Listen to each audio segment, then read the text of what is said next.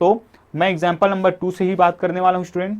हर example हम कोशिश करेंगे आपके लिए सॉल्व करने का, ताकि आपका कॉन्सेप्ट बिल्कुल क्लियर रहे। एग्जाम्पल नंबर 2 ये है। एग्जाम्पल नंबर 2 की अगर बात करें तो यहाँ पे देखते हैं क्या कहानी है। तो कहानी वही बात कि हर एक क्वेश्चन आपके लिए कहानी होगा यहाँ पे, कि एक सीधी दीवार पर सीढ़ी इस प्रकार रखी गई है कि जमीन से 60 अंश का कोण बनाती है। जमीन से 60 अंश का कोण बना रही है।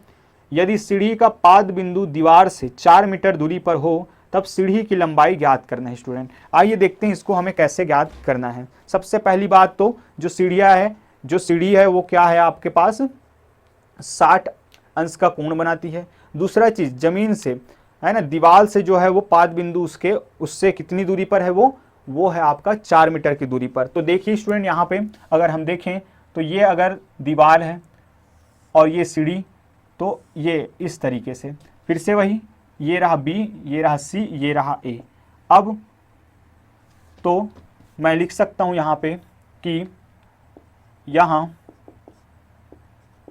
समकोण त्रिभुज, यहाँ समकोण त्रिभुज क्या ABC में माना कि BC क्या है, BC दीवार है, वह AC सीढ़ी है। तब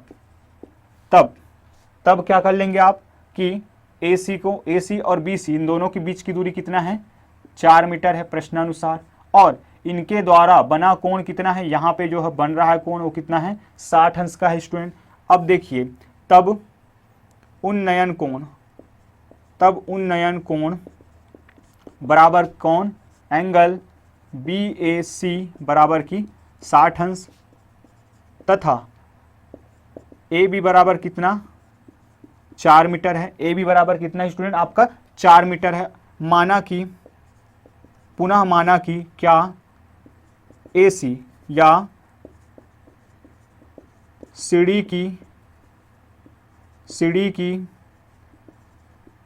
लंबाई बराबर की कितना, x मीटर। चीजें x मीटर में दी गई हैं। तो आप क्या कर सकते हैं, अब सवाल आता है कि आपको सीढ़ी की लंबाई पूछा गया है, मतलब कि क्या है, इसके लिए ये कर्ण का मान है स्टूडेंट। एक समकोण त्रिभुज में ये किसका मान है, कर्ण वाली भुजा का मान निकालना है। तो जरा बताइए ऐसा कौन सा आपके पास त्रिकोणमितीय अनुपात है जिसमें कर्ण शामिल होता है। तो आप कहेंगे सर साइन थीटा बराबर होता है आपका लंब बटे कर्ण। देखते जाइएगा स्टूडेंट, छोड़िएगा नहीं वीडियो को, बहुत ही ज़्यादा इंपॉर्टेंट ये कॉन्सेप्ट्स हैं। शुरुआती हमें बहुत डिटेल में कर रहे हैं, आगे चलकर ये बहुत शॉर्ट में हम करने वाले हैं, बिल्कुल जल्दी से। बट शुरुआती सफ़र मेरा यही रहता है कि आप थोड़ा डिटेल से काम करिए, फिर कम करना तो आपको आ ही जाएगा अगर आपने ज़्यादा को कर लिया तो। चलिए फिर कॉस थीटा होता है आपका आधार बटे कर्ण, और टेन थीटा आप जानते ही हैं, लिखा ही हुआ है क्या, लंब बटे आधार। अब ज़रा मुझे बताइए इसमें से क्या आपके पास लंब का मान है। अगर मैं इस 60 डिग्री के लिए देखूंगा तो ये लंब होगा और ये आधार। क्या आपके पास ये है, दीवार के बारे में तो बात ही नहीं की गई है कुछ, तो ये वाला हो जाता है फैल। अब फिर हम देखते हैं कॉस थीटा, यहाँ पे आपका आधार और कर्ण, ये रहा आधार ये रहा कर्ण, इसका चांस है ये पास हो जाएगा। बट तीसरा तो हम देखेंगे ऑप्शन। फिर से tan theta is equal to लंब बटे आधार, लंब का मान तो है ही नहीं, मतलब कि ये भी फैल। तो किसके साथ आगे बढ़ेंगे स्टूडेंट, कॉस थीटा का। ये बताने का कारण ये है कि क्योंकि स्टूडेंट ये सवाल करते हैं सर हमेशा टेन थीटा लेना ही है, लगभग टेन थीटा ही लेना है सभी जगह पे, तो ये कॉस थीटा कैसे आया या क्यों लिया गया है। तो इसका जवाब ये स्टूडेंट कि कॉस थीटा के कारण यह है कि आपको कर्ण निकालना है, सीढ़ी की ऊंचाई निकालना है। तो कर्ण किसमें शामिल होता है, इसमें भी तो शामिल होता है, लेकिन इसमें लंब नहीं है, लंब का मान नहीं है। तो इसलिए आप क्या करेंगे कि चूंकि आप लिखेंगे कि cos theta is equal to क्या होता है आपका आधार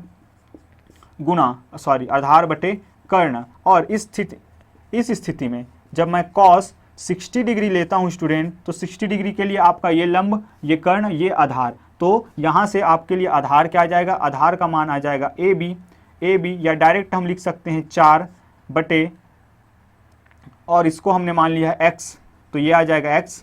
और cos 60 का मान आप जानते हैं 1/2 होता है, और ये 4/x क्रॉस मल्टीप्लाई करेंगे स्टूडेंट तो x इज इक्वल टू हो जाएगा आपका 8, और ये किस में चल रहा है, मीटर में। और x आखिर है क्या, x आखिर है क्या, सीढ़ी की ऊंचाई। अतः सीढ़ी की ऊंचाई क्या प्राप्त हो रही है आपको, लंबाई, सीढ़ी की लंबाई AC बराबर कितना, 8 मीटर है, 8 मीटर है। यही आपका आंसर है स्टूडेंट। आई होप आप लोगों को ये कॉन्सेप्ट समझ में आया होगा। बिल्कुल नोट कर लीजिए, बिल्कुल आसान से क्वेश्चन है, बट बहुत कुछ सिखाने वाला और हमारे कॉन्सेप्ट को मजबूत करने वाला ये है स्टूडेंट। सो चलिए स्टूडेंट, आज की इस वीडियो लेक्चर में बस इतना ही। मिलेंगे हम नेक्स्ट वीडियो लेक्चर में, तब तक के लिए अपना ख्याल रखिए। अगर आपको हमारा ये काम पसंद आ रहा है तो बिल्कुल शेयर करना ना भूलिएगा अपने फ्रेंड फैमिली सर्कल के साथ, क्योंकि ज्ञान बांटने से बढ़ता है, ना कि अपने पास रखने से। फिर से मैं रिपीट कर दूं, बहुत ही ज़्यादा ये इंपॉर्टेंट है ये वीडियो लेक्चर। सो ध्यानपूर्वक काम कीजिएगा स्टूडेंट। सो स्वास्थ्य का ख्याल रखिए। मिलते हैं नेक्स्ट वीडियो लेक्चर में। जय हिंद।